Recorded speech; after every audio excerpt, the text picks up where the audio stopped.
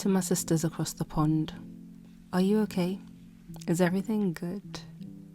I've been watching the news and so I know what's going on, and yeah, I just want to check in with you guys. I know that the world can feel quite unpredictable at this point, and it's totally okay to feel everything that you're feeling. I've seen some posts on social media, and a lot of women particularly are not doing very well today.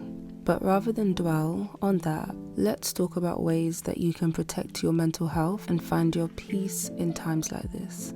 So if you're feeling anxious, upset, or even fearful right now, you are not alone.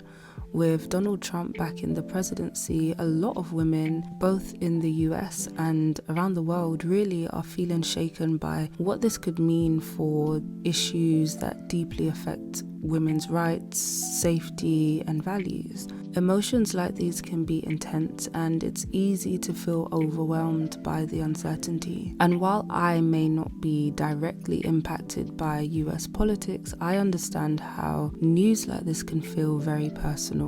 So let's start by acknowledging that all these feelings, anger, sadness, even fear, are perfectly valid.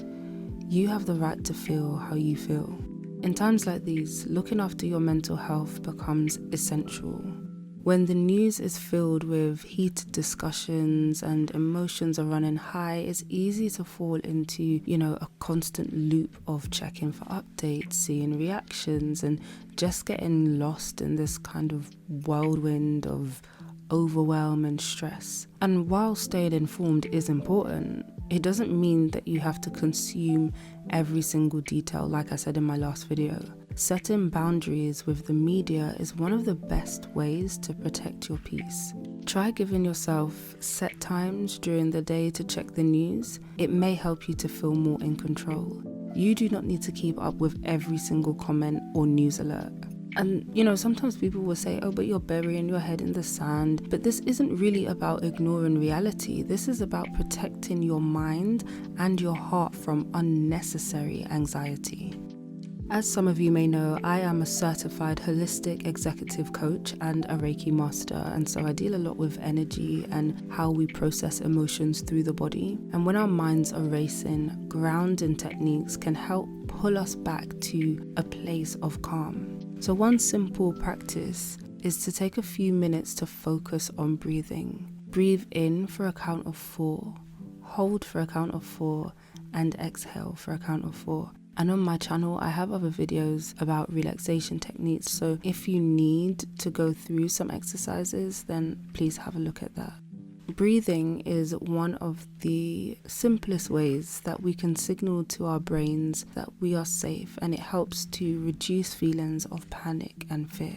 Another grounding exercise is the 5, 4, 3, 2, 1 method. That is to identify 5 things that you can see, 4 things that you can feel, 3 things that you can hear, 2 things that you can smell, and 1 thing that you can taste.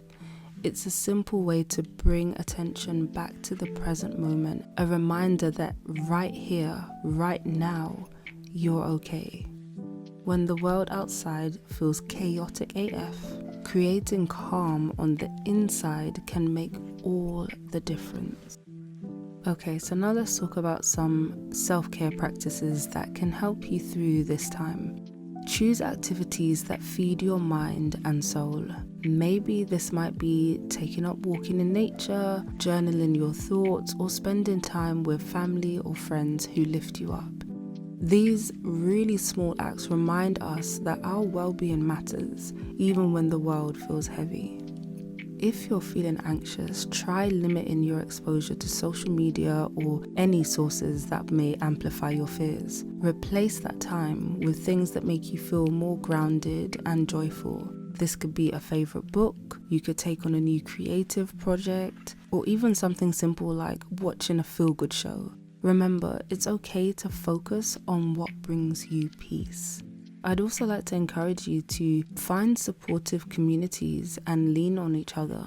I'm all for independence, but I'm also all for interdependence. You do not have to go through this alone. Find communities of people that feel the same way and reach out for support. That can make such a difference. Whether that's just talking with a trusted friend or connecting online with a community, sharing your feelings can be incredibly grounding. It's comforting to know that there are others out there who truly understand you. So if you're feeling lost or overwhelmed, consider seeking out these kind of spaces where you feel seen and heard. And remember, asking for help, whether from friends, loved ones, or a professional, that shows strength and you shouldn't feel shame for it. Times like these remind us just how resilient we can be. And while you may not have control over what happens in the world, you have control over how you care for yourself. Protecting your mental well-being is an act of courage, and dare I say it, in this day and age, it's actually giving subversion, because at this point, loving yourself and protecting your peace is a radical act. It's about saying, I deserve peace no matter what's going on outside. It's about saying, my energy is not for sale. It's about saying, I call my power back to me. So give yourself grace, be gentle with yourself and your heart.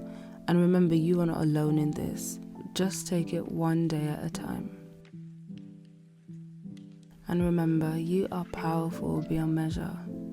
Keep showing up for yourself and I'll be here to cheer you on. Remember to like, comment, share and subscribe, and I'll see you in the next video.